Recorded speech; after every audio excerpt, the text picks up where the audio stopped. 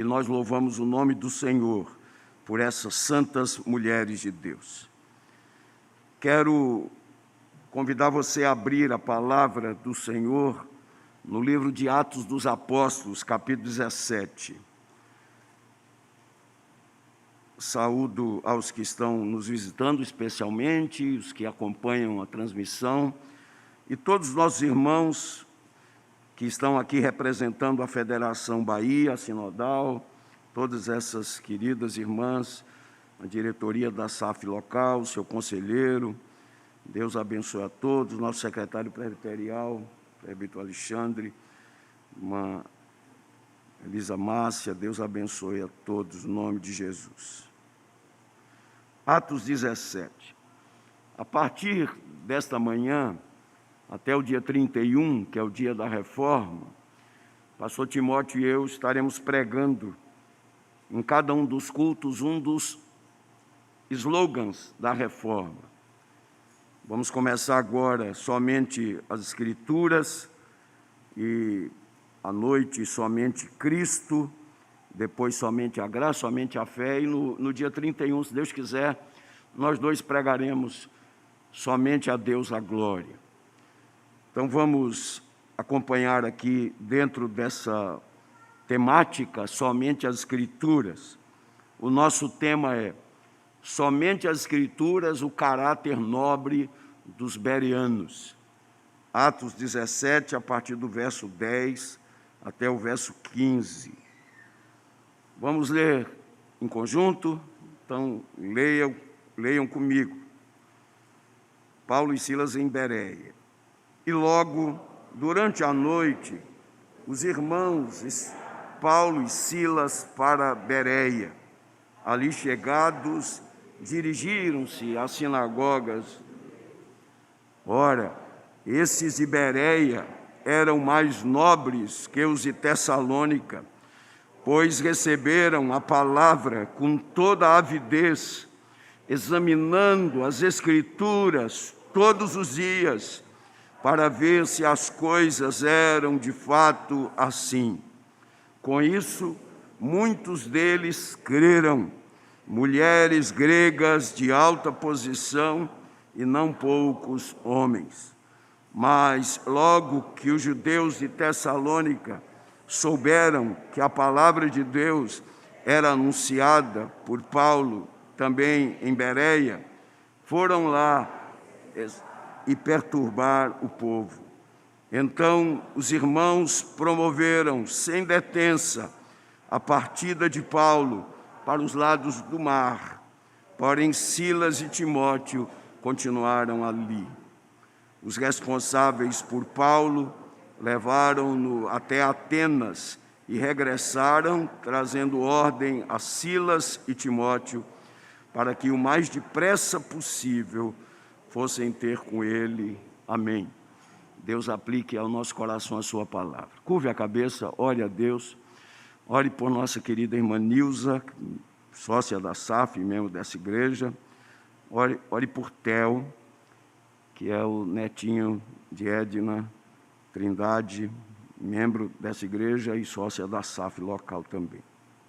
Ore a Deus agora pedindo favor.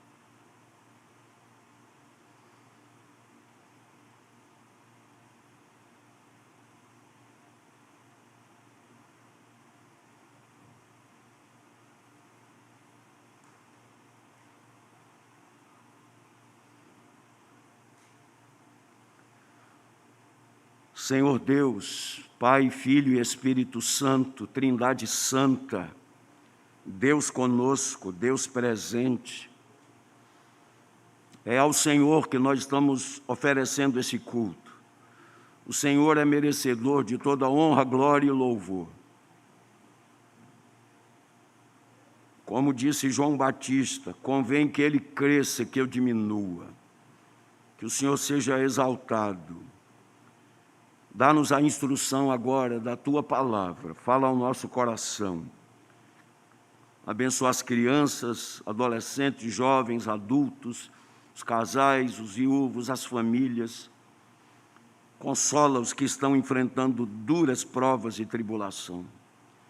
Meu Deus, estende tua mão sobre tua filha Nilza, usa de graça e misericórdia para com Theo, abençoa sua avó, irmã Edna, e seus pais, meu Deus, converte o coração dos seus pais ao Senhor.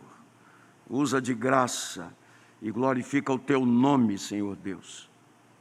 Também converte filhos e crentes que não conhecem Jesus ainda, relutantes, aqueles que, quando são trazidos à tua casa, resistem, não vêm com boa vontade. Dá aos pais a graça da perseverança, da fidelidade e do testemunho. Meu Deus, perdoa também aqueles pais que um dia apresentaram seus filhos para o batismo e prometeram ensinar a eles os caminhos do Senhor e prometeram trazê-los à casa do Senhor regularmente. Prometeram diante do Senhor ensinar seus filhos a amarem o Senhor, o povo do Senhor e a casa do Senhor. Tem misericórdia deles, Pai. Alguns que já estão até cauterizados, perderam a sensibilidade, mas o Senhor é misericordioso. O Senhor é poderoso para inclinar o coração, para quebrar o coração mais duro, a dura cerviz, o Senhor pode inclinar. Ó Deus, traz os teus escolhidos para o louvor da tua glória. E agora desvenda os nossos olhos para que contemplemos as maravilhas da tua lei, em nome de Jesus. Amém, amém. Deus seja louvado. Meus irmãos, uma breve palavra sobre esse tema, somente as Escrituras, e de modo muito especial olhando aqui para a igreja de Bereia, o caráter nobre dos bereanos. Embora algumas mulheres, como diz o texto aqui, mulheres gregas de alta posição, tenham sido convertidas, mas a nobreza dos bereanos não tem nada a ver com a questão socioeconômica. A nobreza dos bereanos é uma nobreza de mente, é o apego que eles tinham às Escrituras sagradas. Quando os reformadores ensinaram esse slogan e esse princípio, eles estavam dizendo que as Escrituras sagradas são a suprema autoridade em matéria de fé e doutrina. Estavam dizendo, preste atenção aqui em mim, estavam dizendo que as Escrituras sagradas são a palavra final, que as Escrituras sagradas representam o árbitro de todas as controvérsias. A supremacia das Escrituras sagradas foi defendida pelos reformadores. Eles disseram que ela é a norma determinante. E eles disseram que ela é a norma determinante para todas as decisões da fé e da vida. Os reformadores ensinaram, e no século XVI especialmente, foi muito importante esse tipo de ensino, quando eles falaram sobre a autoridade das Escrituras, estavam dizendo que a autoridade das Escrituras é superior à autoridade da igreja, e a autoridade das Escrituras é superior à autoridade da tradição. Na verdade, naqueles dias, o que era ensinado a igreja ensina, a tradição ensina, e os reformadores disseram, não, a palavra de Deus ensina, a Escritura Sagrada ensina, e nós devemos todos beber dessa fonte. Eu queria só chamar a atenção, falei ontem à noite aqui aos jovens, a uma experiência de Martinho Lutero, reformador, que foi instrumento nas mãos de Deus. Palavras de Martinho Lutero. Quando eu estava com 20 anos de idade, eu ainda não havia visto uma Bíblia. 20 anos de idade. Eu achava que não existiam evangelhos ou epístolas, exceto as que estavam escritas nas liturgias dominicais. Finalmente, encontrei uma Bíblia na biblioteca e levei-a comigo para o mosteiro. eu comecei a ler, e a reler, e a ler, e o Espírito de Deus iluminou o coração, abriu os olhos do coração a Martinho Lutero. Ó, queridos irmãos, que Deus faça brotar no nosso coração, com muita sinceridade, a afirmação do salmista no Salmo 119, quanto amo a tua lei, é a minha meditação todo dia. Uma pergunta agora, estamos chegando no final do ano, faltam aí 70 dias, talvez, para o final do ano. Está lendo a Bíblia, começou a ler 1º de janeiro, está terminando, eu não sei o método que você utilizou, mas nós deveríamos assumir o compromisso de anualmente ler a Bíblia. Pelo menos uma vez por ano, ler a Bíblia toda, porque esta é a palavra de Deus e ela é imprescindível. Assim como precisamos do alimento para o nosso corpo, nós precisamos da palavra para sustentar a nossa fé, a nossa vida, para forjar o nosso caráter, para nos ensinar o caminho. O salmista, no Salmo 119, quando ele exalta a palavra de Deus, ele fala da excelência da palavra de Deus, disse: guardo no coração a tua palavra para não pecar contra ti. Num mundo como o nosso, de que maneira poderá o jovem guardar puro o seu caminho? Como? E ele diz: observando segundo a tua palavra. Jovem que fica o dia todo, TikTok.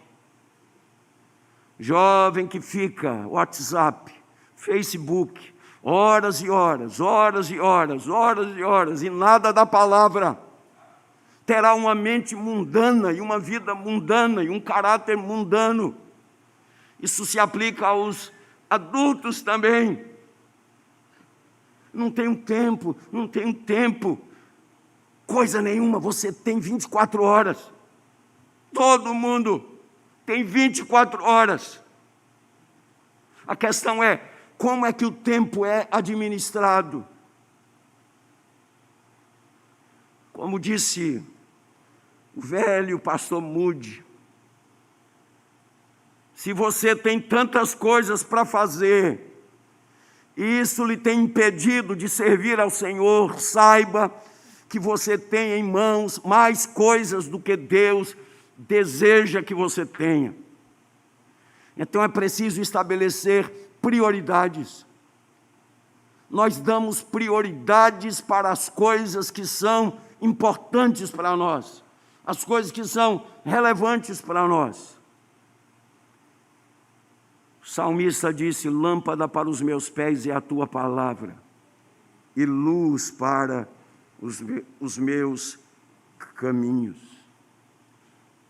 É a palavra de Deus, inspirada, inerrante, autoritativa, útil, suficiente. Eu sempre chamo a atenção para esse aspecto, porque já faz tanto tempo que as pessoas vivem à procura de novas revelações. Ali tem um profeta, eu vou lá.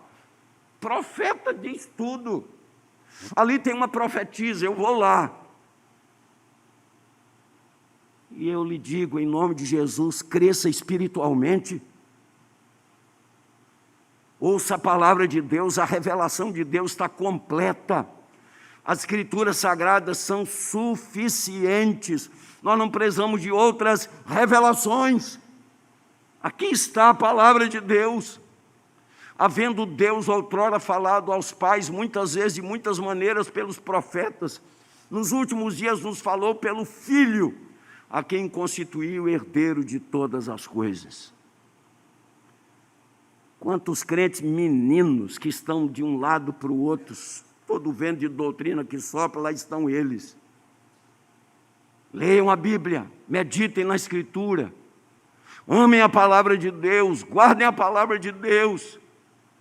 Bem-aventurado o homem que não anda segundo o conselho dos ímpios, não se detém no caminho dos pecadores, não se assenta na roda dos escarnecedores. Antes, o seu prazer está na lei do Senhor, e na sua lei medita de dia e de noite. Quantos crentes estão aí seguindo youtubers que falam bobagens, tantas bobagens, e lá estão os crentes seguindo essas pessoas, enchendo suas mentes de bobagens, de coisas que não edificam. Crentes que vivem lendo fake news e espalhando fake news, não averiguam a notícia e passam adiante. Use as redes sociais para falar de coisas que edificam. Abra a boca para abençoar, abra a boca para consolar, abra a boca para instruir, abra a boca para apontar o caminho.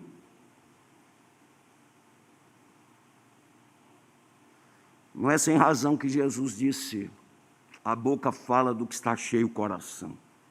Dá para conhecer uma pessoa pelo que ela escreve, pelo que ela fala, porque a boca fala do que está cheio o coração. Olhando aqui para o nosso texto, o apóstolo Paulo está na segunda viagem missionária, que começou bem diferente da primeira. Primeira viagem começou uma igreja de Antioquia da Síria, orando, jejuando, servindo ao Senhor. Havia profetas e mestres, e o Espírito de Deus disse: separai-me Paulo e Barnabé. Segunda viagem começa com um conflito, Paulo e Barnabé, por causa de João Marcos. Barnabé queria levá-lo, Paulo achava que não era justo, tiveram uma discussão muito forte, se separaram. Barnabé foi com João Marcos, foi para Chipre, Paulo foi com Silas, e a segunda viagem missionária começou também com portas fechadas. Paulo tentou ir à Ásia, o Espírito do Senhor não permitiu. Tentou ir à Bitínia, contornou Mísia, e o Espírito do Senhor não permitiu, até que ele foi à Troa de um porto, e ali teve uma visão de um varão macedônio dizendo: passa a Macedônia e ajuda-nos. E ele entendeu que era o chamado de Deus. E foi e pregou em Filipos. Nós sabemos o que aconteceu. Lídia, primeira pessoa convertida na Europa, teve o coração aberto pelo Senhor, foi convertida, a igreja começou em sua casa. Paulo e Silas foram surrados em praça pública depois de terem liberto uma moça de um espírito adivinhador. Foram presos, mas o carcereiro foi convertido. Deus é aquele que tem o poder para transformar tragédias em bênçãos. E quando eles saíram de Filipos, e diz aqui o texto, eles foram para Tessalônica. Durante 3 sábados, Paulo pregou na sinagoga, e houve um tumulto muito grande. A reação das pessoas, especialmente dos judeus incrédulos, foi: esses que têm transtornado o mundo chegaram aqui. Literalmente quer dizer, os que estão virando o mundo de cabeça para baixo. Irmãos, como é que os evangélicos são conhecidos hoje no Brasil? Quando a mídia fala sobre os evangélicos, ou quando as pessoas comentam sobre os evangélicos, o que é que diz? O que é que as pessoas falam sobre os evangélicos? Pois no primeiro século, em Tessalônica, a visão é: esses que estão virando o mundo de cabeça para baixo chegaram aqui. Os cristãos eram identificados com o Senhor Jesus. Eles tinham uma mensagem poderosa. Os cristãos do primeiro século não estavam querendo cargos políticos, não estavam querendo posição política pela posição política, cargos políticos. A sua bandeira era a bandeira do Evangelho, a bandeira de Cristo, era a verdade do Evangelho, que transforma vidas, muda famílias e muda a sociedade. É o poder do Evangelho. Eu fico pensando quando muitos crentes entendem que ter um evangélico no Supremo Tribunal Federal mudaria tudo, ter um pastor mudaria tudo. Não! O que muda a sociedade é cristãos vivendo o cristianismo. É onde você mora, é onde você compra, é onde você trabalha, é onde você estuda, é como você faz negócios, é como você se relaciona com as pessoas, é como as pessoas conhecem o seu testemunho. Isso é que muda a sociedade. Estamos desviando o foco, perdendo a visão. Pedro escreveu, inspirado pelo Espírito de Deus: vós sois raça eleita, nação santa, sacerdócio real, povo de propriedade exclusiva de Deus, a fim de proclamar as virtudes de quem? As virtudes daquele que vos chamou das trevas para a sua maravilhosa luz. Esse é o discurso da igreja, esse é o compromisso da igreja. É Jesus quem muda a sociedade. É Jesus quem muda os corações, quem transforma as vidas. Houve oposição. Eles saíram à noite ainda de Tessalônica e foram para Bereia. E é interessante, e a gente tem que ganhar o tempo aqui, Paulo compara os adoradores da sinagoga de Bereia com os de Tessalônica e elogia os de Bereia. Nós sabemos que Paulo desenvolveu um relacionamento estreito e fraterno com os irmãos de Tessalônica. Se você fizer uma leitura cuidadosa da carta aos Tessalonicenses, das duas cartas, você perceberá isso, especialmente capítulo 2, versículo 11 da primeira carta. Contudo, no que diz respeito à nobreza de mente, os bereanos se sobressaíram, como diz o texto. Eles foram mais abertos à verdade da palavra de Deus do que o povo de Tessalônica. Então, ganhando tempo e sendo bem objetivo, somente as Escrituras. Em primeiro lugar, o caráter nobre dos bereanos é a receptividade à palavra, como eles receberam a palavra. Vejam o que diz o texto, que eles receberam a palavra com toda avidez. Essa palavra significa zelo, entusiasmo, inclinação, disposição de mente. Quando Paulo começou a pregar na sinagoga de Bereia, os judeus da sinagoga não ficavam assim, olhando para cima, de lado. Paulo falando, não. Paulo começou a falar e eles abriram os ouvidos, fixaram os olhos, avidez, interesse, zelo. Eles manifestaram grande estima pela palavra de Deus. Paulo estava falando a respeito do Antigo Testamento, o que havia escrito, e eles estavam ouvindo. Lucas, que escreveu Atos, atribui aos bereanos a mesma diligência que Pedro atribuiu aos profetas do Antigo Testamento.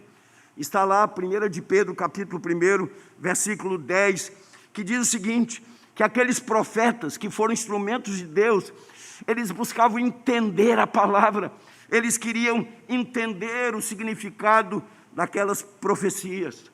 Então, escute, o caráter nobre dos bereanos tinha a ver com a nobreza da mente.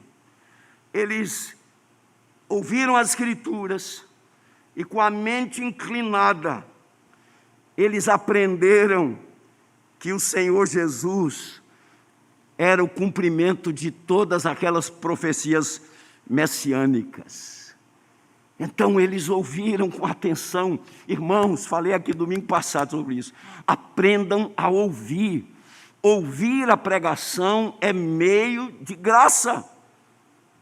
É meio de graça.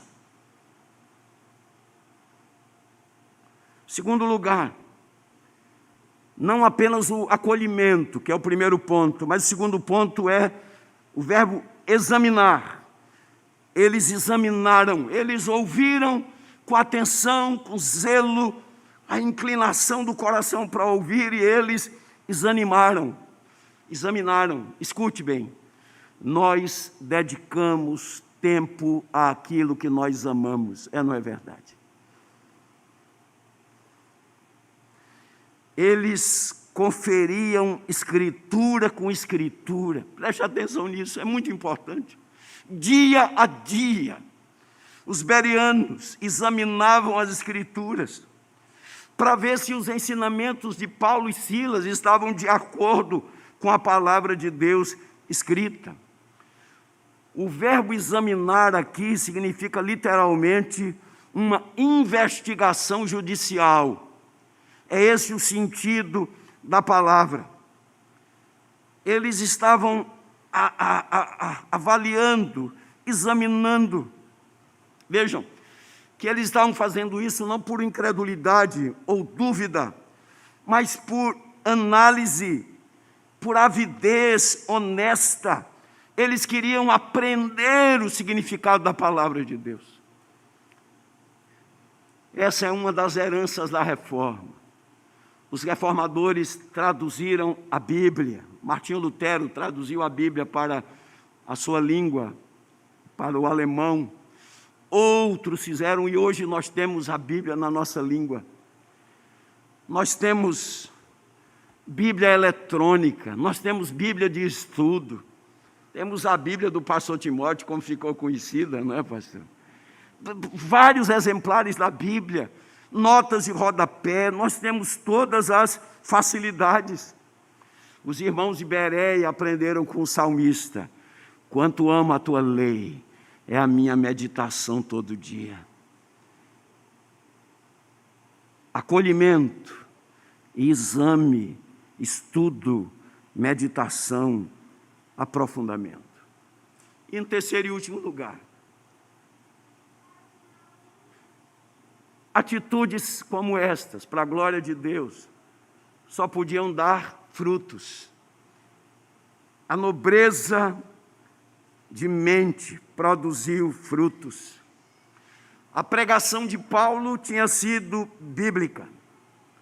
A pregação de Paulo foi acolhida com todo o interesse. A pregação de Paulo levou o povo de Bereia a investigar as Escrituras. Você sabe que os judeus tinham dificuldade em crer em Jesus como sendo o Messias, porque Jesus foi crucificado e a cruz significava maldição. Eles tinham uma dificuldade até cultural para aceitar o Messias, porque o entendimento geral é de que o Messias viria, como ainda hoje judeus pensam assim. O Messias haveria de libertá-los lá no primeiro século do jugo romano, do Império Romano, assentar-se no trono de Davi. E vem um Messias que é conhecido como o filho do carpinteiro, que andou com homens simples, que foi criado na Galileia. As pessoas olhavam para a Galileia com preconceito, assim como muitos olham para os nordestinos com preconceito.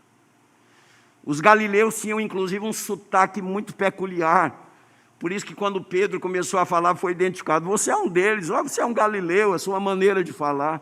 Assim que as pessoas diziam: o galileu, o nazareno,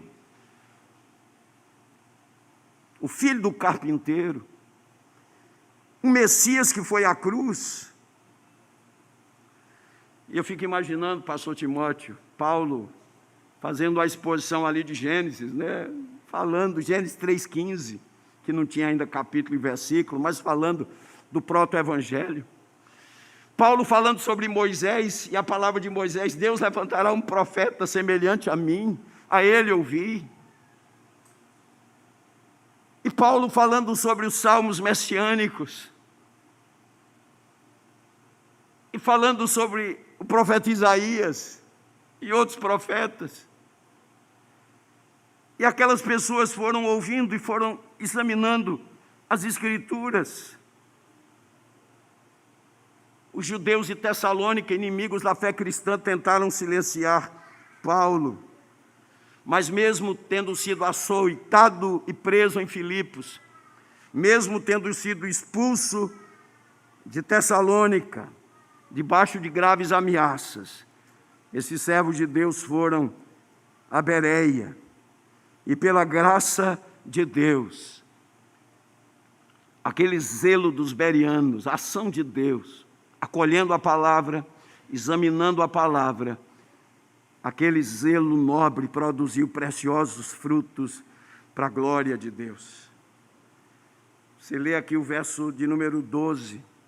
Com isso, muitos deles creram. E olha aí, professora Vilma, a primeira SAF lá de Bereia, mulheres gregas de alta posição, e não poucos homens. Muitos creram para a glória de Deus, louvado seja o seu nome. Acolhimento, exame e frutos para a glória de Deus. Eu concluo e faço em seguida umas breves aplicações. No ano de 1859, o jovem Simonton veio ao Brasil para plantar a igreja, que é a Igreja Presbiteriana do Brasil. Moço, cheio de fervor, fruto de um avivamento. Nossa igreja começou como fruto de um avivamento espiritual do século XIX nos Estados Unidos. E lendo a história da nossa igreja, nós descobrimos que logo no início, os primeiros convertidos, pequenos grupos de mulheres tornaram-se auxiliadoras na congregação. A igreja foi se espalhando, lá estavam as mulheres servindo ao Senhor. Que maravilha, que bênção. No dia 11 de novembro de 1884, foi criada a primeira SAF, que não tinha esse nome, Sociedade Auxiliadora Feminina, mas era Associação Evangélica de Senhoras. E prestem atenção nisso, mulheres, prestem atenção. Qual a finalidade dessa Associação Evangélica de Senhoras?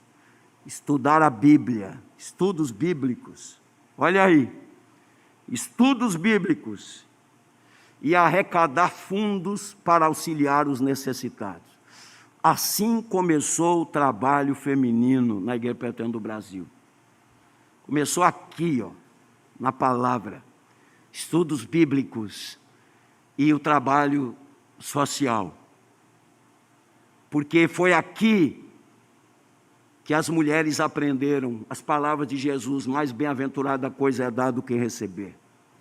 Foi aqui que elas aprenderam: enquanto tivermos a oportunidade, façamos o bem a todos, principalmente aos domésticos na fé. Eu queria chamar a atenção para esse aspecto. SAF Bahia.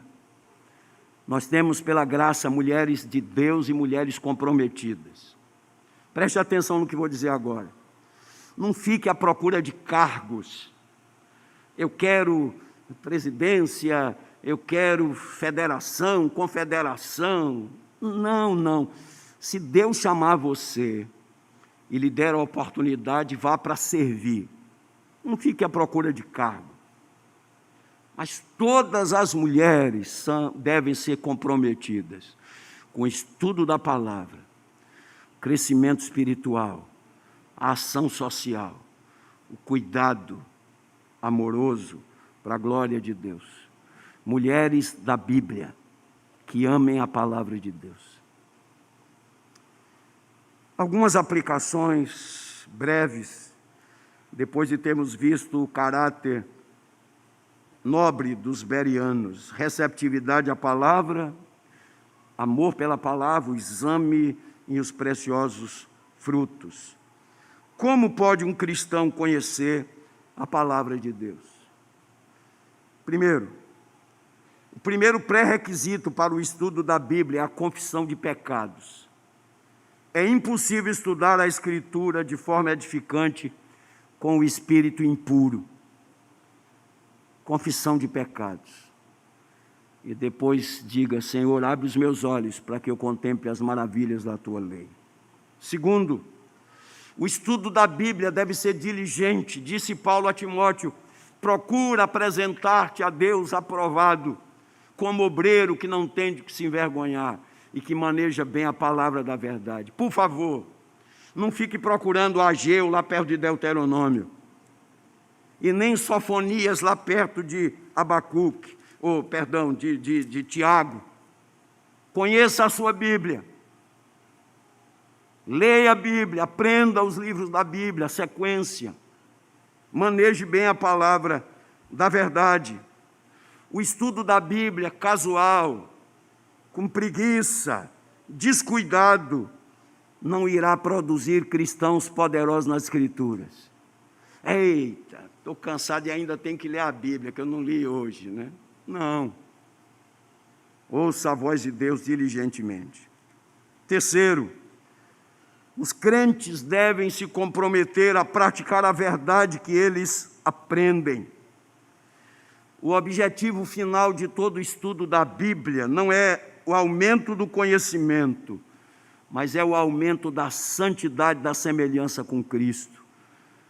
A gente não deve se vangloriar, eu conheço tantos versículos, nada disso. A questão é, você conhece tantos versículos e você é mais parecido com Jesus?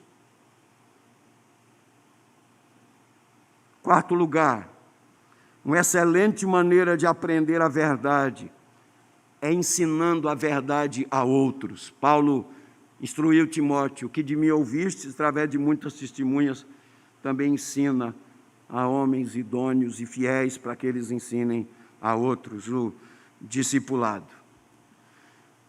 Um exemplo bíblico. Em quinto lugar, abra sua Bíblia, Esdras, capítulo 7, verso 10. Samuel foi mais rápido do que a gente, estará aí na tela. Esdras 7, 10. Quem encontrou, leia comigo. Vamos lá?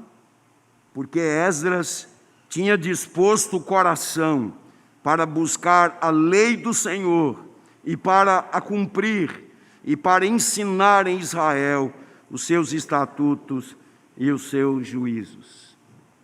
Sexto, penúltimo lugar, sejamos nobres de mente para a glória de Deus. Tenhamos interesse pela mensagem pregada. Examinemos a Bíblia para confirmar a mensagem ouvida. Examinemos as Escrituras diariamente. Você sabe que antigamente, o pastor Timóteo sabe bem disso, o autor do livro, pastor aprovado, pastor reformado, Richard Baxter, ele diz que os crentes no culto doméstico estudavam o sermão do domingo. No culto doméstico, o sermão do domingo. Nos nossos dias, sermão do domingo, qual foi? Foi que o pastor Timóteo pregou domingo? Nem me lembro mais.